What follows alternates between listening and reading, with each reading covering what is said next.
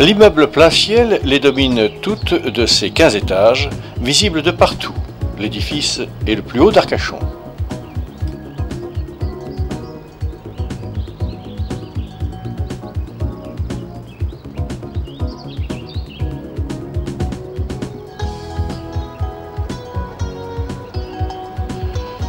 De son sommet, on découvre le quartier de l'Aiguillon, l'école Saint-Elme, l'église Saint-Ferdinand, le port d'Arcachon, le bassin et tout ce quartier essentiellement résidentiel.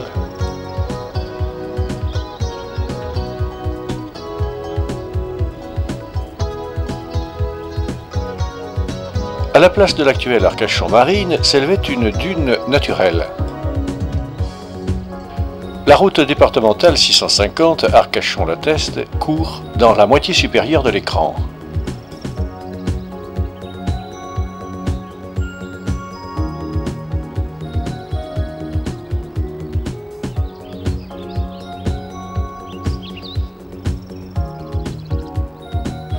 L'école Saint-Elme fut créée par Deganne en tant que collège Saint-Ferdinand en 1864. Elle s'ouvrit en 1872 comme école internationale et en 1880 devint école centrale maritime. Les élèves revêtaient jusqu'à la dernière guerre un uniforme de marin. Au temps des calèches, un équipage amenait les élèves en permission à la gare. L'école est aujourd'hui collège et établissement d'études secondaires privé.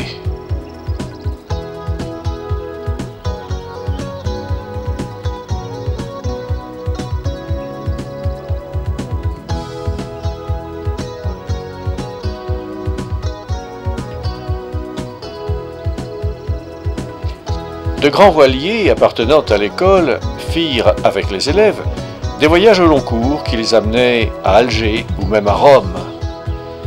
La vie à bord mêlait donc professeurs, élèves et quand même quelques marins expérimentés. Plus près de nous, le baron Bic, inventeur du crayon Bic, ancien élève de Saint-Elme, offrit un superbe voilier de course à l'école. Mais en 1879, un autre généreux donateur offrit un splendide bateau à l'école. Mais sauriez-vous deviner qui était ce généreux donateur? Ce bateau prestigieux s'ajoutait à une tartane, un sloop, une goélette, un 3-mâts barque que compta l'école.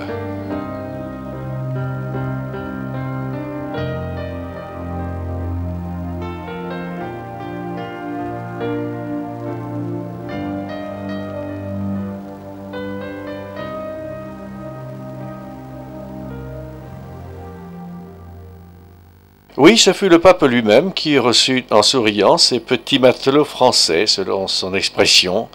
Le bateau, son bateau personnel, s'appelait l'Immaculata Concezione.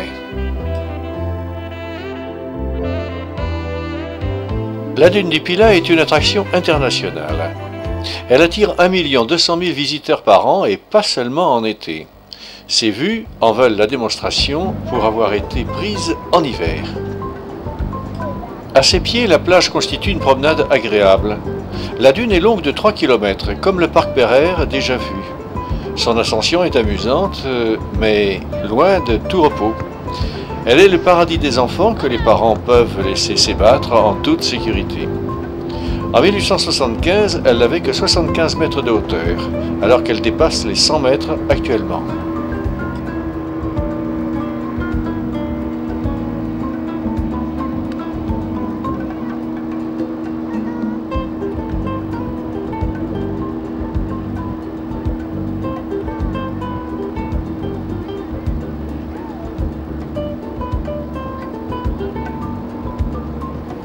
Elle donne sur le bassin, évitant les grosses vagues de l'océan et offrant une eau agréable, même pour un bain en plein hiver.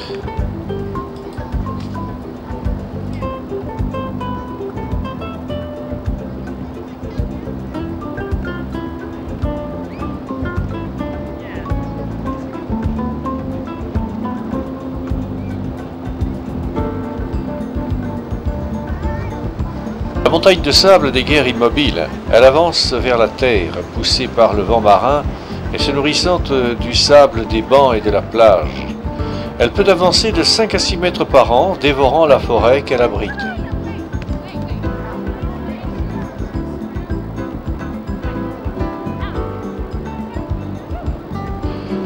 Jusqu'à ce que le soleil se couche, les promeneurs profitent de ces pentes de sable en interminables culbutes ponctués de rire.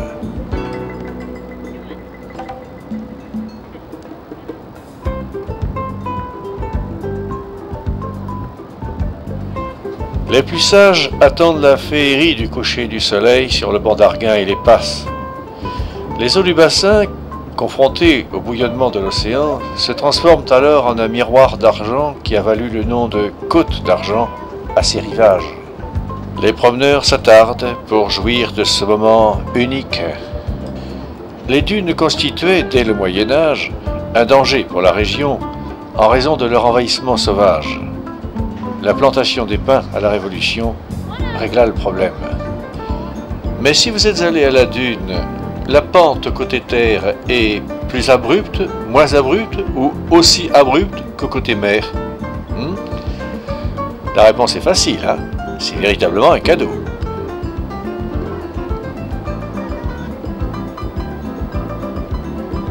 Sachez cependant que la dune du Pilat est le seul site classé d'Aquitaine.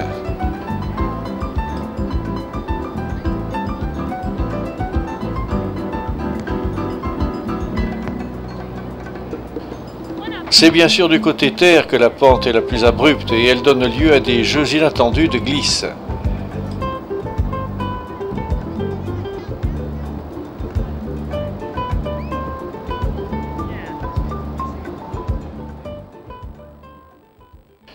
Que diriez-vous d'une petite promenade en bateau sur le bassin?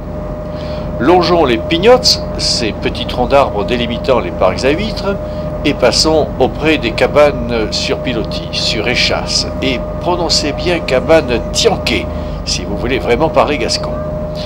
Elle se situe à l'extrémité orientale de l'île aux oiseaux, les pieds au sec à marée basse, dans l'eau à marée haute.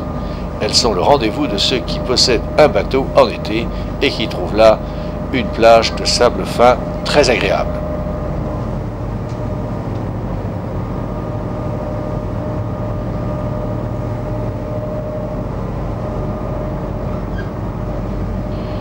Quand on fait le tour de l'île, on peut voir les cabanes encadrer la basilique Notre-Dame d'Arcachon. Une quinzaine de cabanes constituent le domaine habitable de l'île, qui n'est d'ailleurs habité qu'occasionnellement, ne proposant ni électricité ni route et à peine un peu d'eau douce. Et en cadeau au loin, la dune du Pilat. Les bateaux de promenade longeant de très près la côte nord-ouest du bassin, la presqu'île de Lège-Cap-Ferré, offrent un spectacle changeant à chaque minute. Villas et cabanes authentiques de pêcheurs, d'ostréiculteurs se mêlent joyeusement. Les villages de pêcheurs sont construits sur le domaine maritime. Le propriétaire d'une cabane n'est donc pas propriétaire du terrain qu'il occupe. En fait, ne peut posséder une cabane qu'un inscrit maritime, titulaire d'un rôle, c'est-à-dire pêcheur ou ostréiculteur. Cette presqu'île du Cap-Ferré conserve donc son aspect authentique et sauvage, à l'abri de projets de construction immobilière débridés.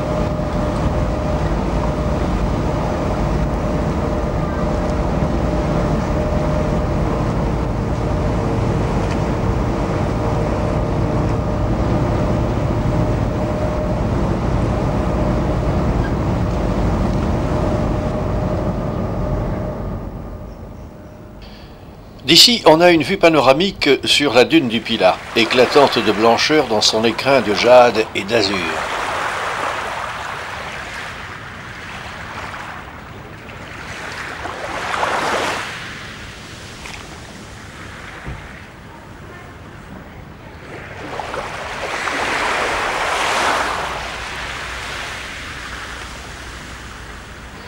Le grand hôtel du Moulou, vu précédemment, est juste en face.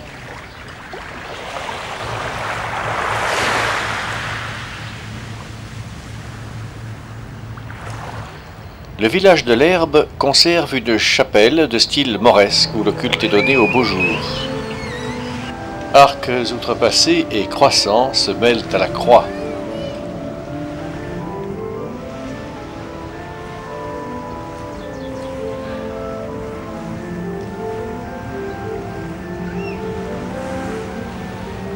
Cette chapelle avait été construite attenant à une villa de style mauresque elle aussi, aujourd'hui disparue. Au Cap-Ferret, la chapelle de Notre-Dame-des-Flots est résolument moderne, avec décoration marine.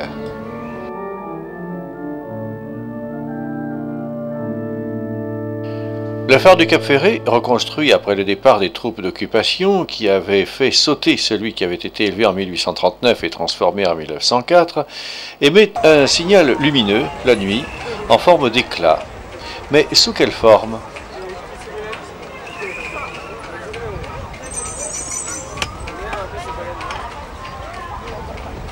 Le phare est haut de 51 mètres. On accède à son sommet à l'aide de 275 marches. Son éclat se voit jusqu'à 50 km en mer.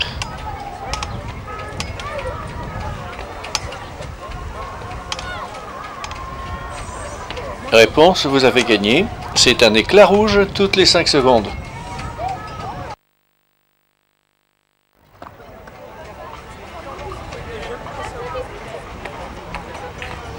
Restons sur le bassin, on y est si bien. Ce plan d'eau se prête admirablement à toutes les activités nautiques. Voile, motonautisme, planche à voile, baignade, ski nautique, jet ski, pêche. L'eau du bassin est plus chaude que celle de l'océan et plus salée aussi que celle de la Méditerranée. Le mouvement des marées lui apporte 2 fois par jour une manne vivifiante venue du grand large, gorgée d'eau pure et de poissons portés par le flux. Les dauphins viennent y sauter en été. Ce grand brassage quotidien est une garantie de salubrité, de fraîcheur. Les marées sont la respiration du bassin. Au plus fort coefficient, la différence de niveau entre marée haute et marée basse, ce qu'on appelle le marnage, est de 4,50 m. Grâce à ce mouvement de va-et-vient, les plages se couvrent ou se découvrent, enrichies et purifiées à chaque marée. La pente douce du sable, le courant parallèle à la côte, la modicité des vagues offrent la plus grande sécurité aux baigneurs les moins aguerris.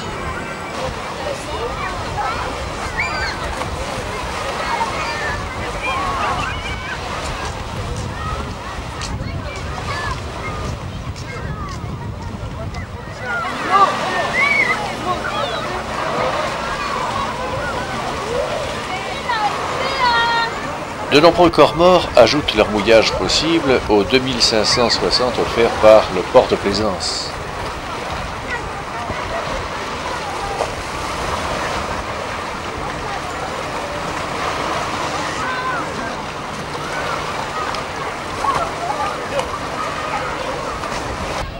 Les jetées permettent d'accéder facilement aux nombreux bateaux proposant des promenades en mer.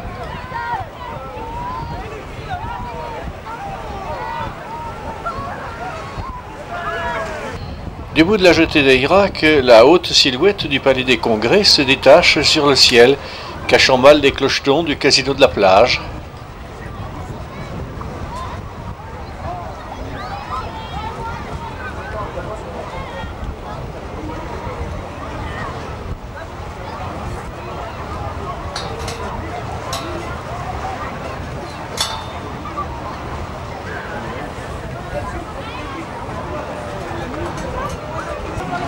Tiens, par comparaison au bassin qui change complètement ses eaux en 2 marées quotidiennes, combien de temps, à votre avis, faut-il à la Méditerranée pour renouveler ses eaux?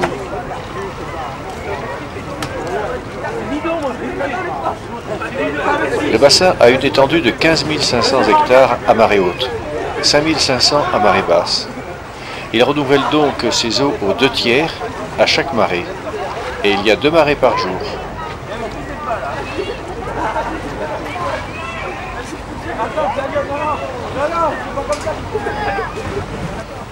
Réponse, il faut un siècle à la Méditerranée pour changer d'eau.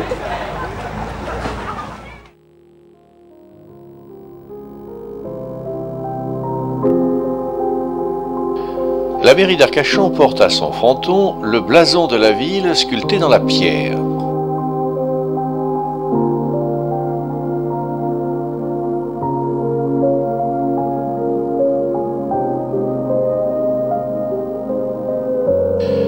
Au drapeau français se mêle le drapeau aux couleurs de la ville.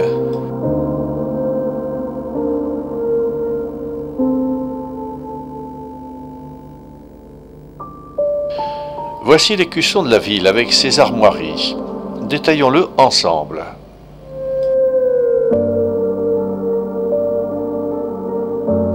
À la partie supérieure, on retrouve les trois couleurs du drapeau: noir, blanc ou argent, jaune ou or.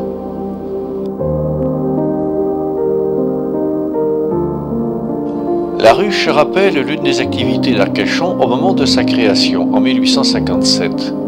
6 abeilles pour les 6 jours de travail de la semaine. Le pin, symbole de la forêt et de la richesse qu'elle apporte en bois, en résine, en qualité de l'air. Le pin a souvent été appelé l'arbre d'or. Un bateau dans la tempête. Les marins implorent la Vierge pour qu'elle les protège. Allusion à la découverte de la statue de la Vierge à l'enfant en 1519, déjà évoquée au chapitre de Notre-Dame et exposée à la dévotion des fidèles dans la chapelle des marins. Une devise en 3 parties. Eri solitudo, hier la solitude, Arcachon ne prenant naissance qu'au début du XIXe siècle. Odievicus, aujourd'hui un village, ce qui fut le cas jusqu'à la construction de la ville d'Hiver à partir de 1862. Cras civitas, demain une cité, ce qui est le cas d'ores et déjà, la ville comportant 12 000 habitants environ, 100 000 en été. Mais que signifient les 3 couleurs, noir, argent et or, déjà citées?